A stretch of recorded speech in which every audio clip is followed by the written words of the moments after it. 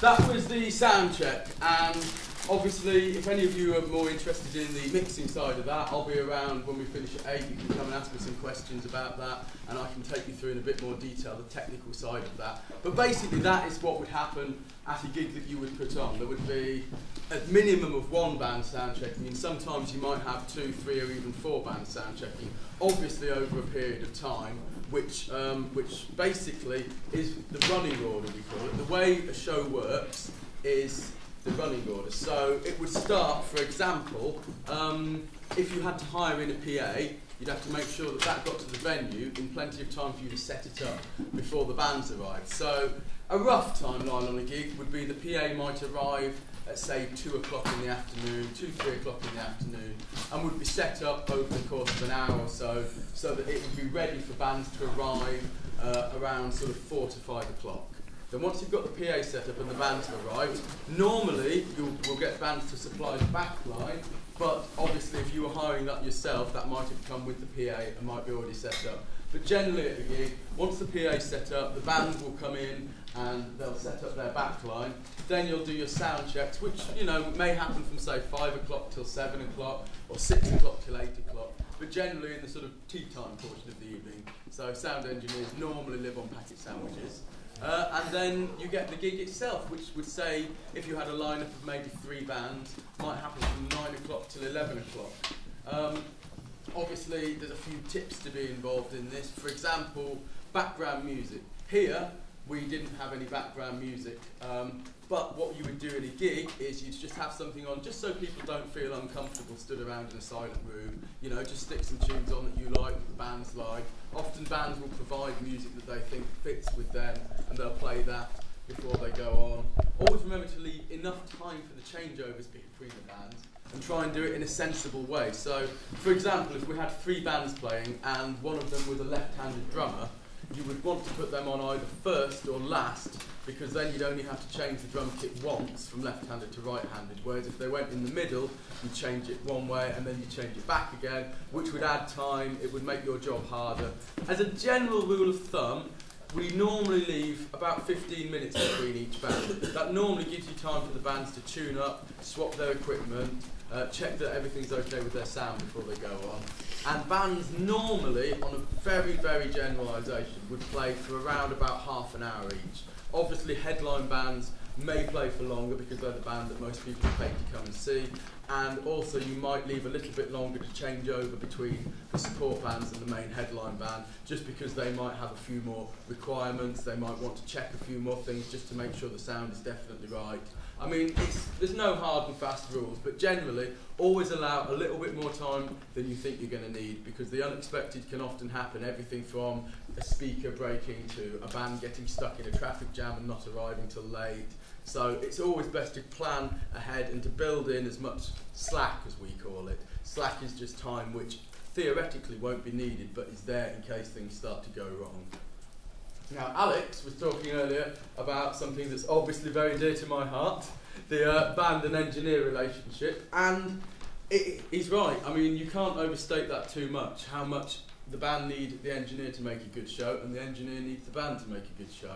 And it's very much a do as you would be done by attitude. You wouldn't, if you're the sound engineer, you would not want the band to be horrible to you, and if you're the band, you wouldn't want the sound engineer to be horrible to you. So each needs the other to make a good show, and it's it's the band's livelihood and it's the sound engineer's livelihood. So it's in everyone's interest to work together, not to be rude to each other. For the bands particularly, to listen to what the sound engineer says, because obviously they will be experienced in doing this sort of thing. They will know what will sound good, they will know what will sound bad, so it's always a good idea to let them sort of drive the sound check session from their point of view. They will sort of tell you when they'd like you to set things up on stage, they'll tell you when they'd like you to come on, when they'd like you to play, and as I did with these fine gentlemen who are just sloping off, then, if their levels aren't set rightly, then you can be the one to talk to them and you can say, look, can you bring it up or down? Bands often don't like to listen to other people's opinions about their sounds, the exception of that usually being the sound engineer, because obviously you're working together and they accept that you've got a good understanding of what they're trying to achieve and you're trying to achieve the same thing. Now, one thing you can do to really help a sound engineer, if you're putting on a show, is you can get the bands to give you something called a tech spec. Basically what this is it's a sheet of the band's lineup. So Cellular Sky, who have just played, their tech spec would essentially say we have a drummer, a bassist, 2 guitarists and a singer, so we require mics for those things. And it's basically just letting the engineer know ahead of time what to expect, so they can plan, they know how much time they'll need to sound check bands, they know what equipment they'll need for sound checking bands.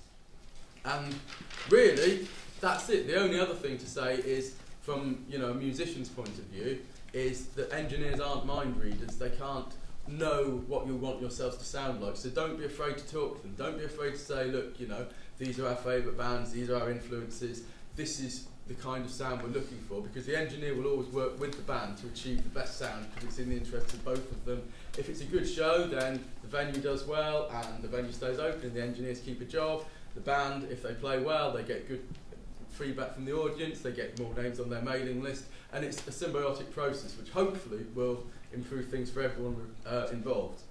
The only thing I have left to say before I hand over to Alex for summing up is the bit that at the end of the night, the bit that nobody really thinks about, because everyone's geared up for the gig. You get in, you set up, you do your sound checks, everyone does their show, hopefully it all goes really well, but then of course at the end comes the time to pack up. So it's always worth just factoring that into your plans, that at the end of the night you're going to need to turn off the desk, you're going to need to switch off the PA, you're going to need to pack down the stage, coil cables, break down the stands, basically all the manual jobs. And as I was saying earlier, it might be a good idea to check if you can leave equipment overnight at the venue, just to save you having to, if you've had a great night and it's all finished and you're on a high, the last thing you want to do is then go and do loads of hard labour. So it's always worth checking what the options are for these things. And that really is all I have to say on the matter of a sound check. So I shall hand you over to Mr. Alex. Thanks, Dave.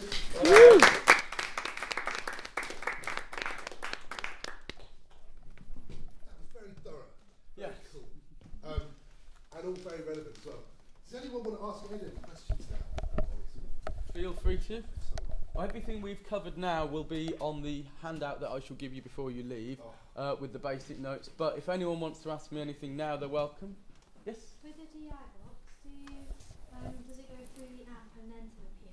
It's the other way around. Basically, the DI box, the D from DI stands for direct.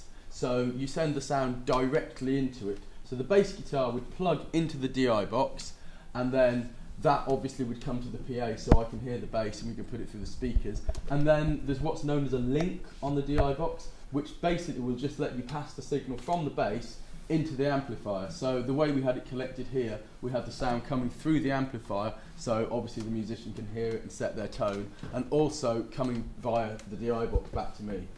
So the sound out the amp is more for like monitor sound? Yeah, effectively. I mean, in an ideal world, and certainly on the medium-sized gigs that you'll probably be looking at, small to medium size, the amps on stage should basically be there for the musicians to monitor to. So they shouldn't be too loud that they make it a problem to mix, but they shouldn't be too quiet that the musicians have trouble hearing themselves. Obviously on bigger gigs, festivals, then the amp is just there for tone, and they would need their instruments coming back to them from the dedicated monitors. I've got a question on that. Yeah. I know you've got microphones stood in front of amps there, but don't some amps come with a line out that you can take direct into a DI and then off to the desk? Yes, they do. That way round? Yeah, so as Kev says, you will get some kind of amplifiers. Bass amplifiers typically will always have this, where instead of using a DI box, you can take a feed directly out of the amp. Guitar amps, some do, some don't. If they've got them and you've got the luxury of time, you might want to experiment with what the sound from the direct is like versus the sound of miking it up. Sometimes you'll get a beautiful clean sound from the DI, but sometimes it won't quite capture the quality of the sound that comes from the speaker. So if you've got the time, it's worth experimenting. But if you're short on space, short on microphones perhaps, then that sort of thing, if you're playing at a very small venue and you've got quite a crowded stage, they get kicked and then all of a sudden you lose all sound from the guitar anyway. So these are perennial. Kick drum mics in particular are prone to get knocked over by exuberant singers, so that half of the way through the gig the sound engineer has to run onto the stage, try not to get trampled on, and move the microphone back into position. But I mean, Very true. yeah. Or overexcited drummers who are doing it so hard that the or when you haven't got a mat and the bass drum Yeah. slides forward. Yeah, I mean, if you see there, we've got those very, very exclusive carpet tiles, what we nicked from MFI. And it's basically, because it's a shiny surface, this room is used by dancers as well. So just to stop it running, we put the carpet tiles down there, and the kick drum actually has little spikes on the leg, which will stick into a soft surface like that and just to help it sliding. But, I mean, yeah, anecdotally, I've done everything from stick a guitar amp, stick a few concrete blocks to that. I once had Sticking the singer on it. I once had to get the singer to sit on the kick drum to stop the kick drum sliding forward during a gig. I once So. had an engineer screw a piece of batten onto the stage. Really? Like an electric screwdriver, so that my Spurs could sit behind the batten. Actually, that's probably the most immovable. Yeah, that's good to say. We had a T-Tress as a kick drum, and we had nothing, and they didn't want us to do anything to the floor. So in the end, we got a full beer keg and stuck that on the top, Hey. and that gave it enough weight to stop it moving across the floor. And the drummer just thought it was cool as hell to have Well, a it is, beer especially keg. if you've got a keg there when he's finished. Yeah, it was him. But no, I mean, as Kev says, basically, and Alex shows, what we've done here is just scratching the surface in terms of, you know, the permutations of live sound. And if anyone, as I say, is interested, come and talk to me in a minute when we've done the summing up and everything's finished. I'll give everyone their handouts on what they've done, but I'm more than happy to discuss the finer points of anything we've looked at today with anyone. So, brilliant, amazing. So look, we have the opportunity now, if you want to, as a group, to start meeting.